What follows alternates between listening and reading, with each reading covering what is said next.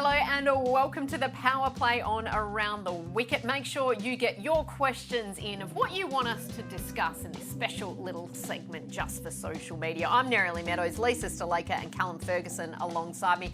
Cal, we've had a question in about Alex Carey. Obviously, there were huge question marks over him heading into this series because of that Johnny Bairstow incident, the fact that he was dropped from the one-day World Cup squad after just one game. But you actually want to praise him for his work this summer, not just with bat and hand, but behind the stumps. Oh, his catching's been phenomenal and it's been on the improve ever since he walked into the Australian team. And I used to describe him standing next to him at first slip in the Redback side. It was like he had Velcro in his mitts. And seriously, it seems that way now. He's getting balls launching off the wicket, keeping to Nathan Lyon, and he's taking them clean as a whistle when others just wouldn't be. They'd be flying past for four. So I find him an improving asset to the Australian team, and you watch his batting at the moment, and he's really starting to bat crisply again and impose himself on the contest. I think he's flying at the moment, and Brad Haddin agrees with me talking to him during the Test match.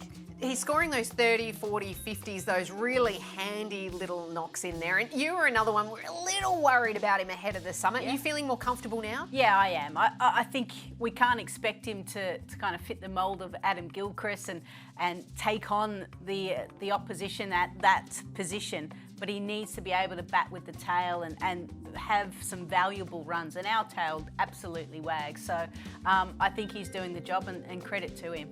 I just love the fact as well. He's such a nice guy, as we keep talking about. So We do. you want to see him do well, don't you? You do. He's a family guy. He's the poster boy for, you know, the Australian professional cricketer, because he has always been, you know, in and out of, in his younger years, AFL footy, cricket, back to footy, back to cricket. But then once he made that decision to be a cricketer, wow, has he made it a huge winner. And he has just been an unbelievable asset wherever he's been. Strikers, Redbacks, Australian cricket team, in all three formats. He's a poster boy for what we want to see our young men grow into. And I hope now we can stop talking about Bairstow and keep talking about the fact that he walked into a pool in Pakistan. That's a way better topic when it comes to Alex Carey. One of the great bits of vision. Lasting memory. He made a splash, that's for sure. Another question that we've received is after the SCG test, Lise. Should we be playing in bad light when stadiums have lights? Yeah, we've got to find a way to resolve this without changing the ball, because the ball is so crucial to how the game unfolds. So whether we go back to spinners can just bowl during that time, as spectators, as broadcasters, as fans, we want to see them out there. But we've also got to find a safe way. We've got to find a way, though, to keep playing, because Test cricket, as we keep talking about, is on the decline.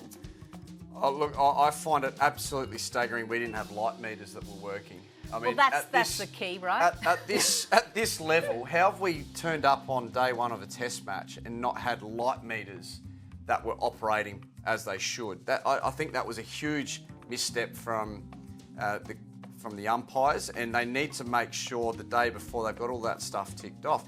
If we can't get that side of things right, we're going to make it really difficult. I think with the lights, though, we've got to go as long as we possibly can. It felt like the other day that they went earlier just in case. Because it was a gut feel, because the light meter didn't work. Yeah, so if that's the case, we've got to hang in as long as we can. Whereas I think most of us were at the ground thinking, oh no, this feels way too soon to be going off. If we're setting the bar at this level, we're not going to see a lot of Test cricket if there's any cloud cover. If I was far more organised, I would have got our lighting guys just to dim the lights now as we come to a close in bad light on the Power Play. This has been Around the Wicket. Thanks for your company.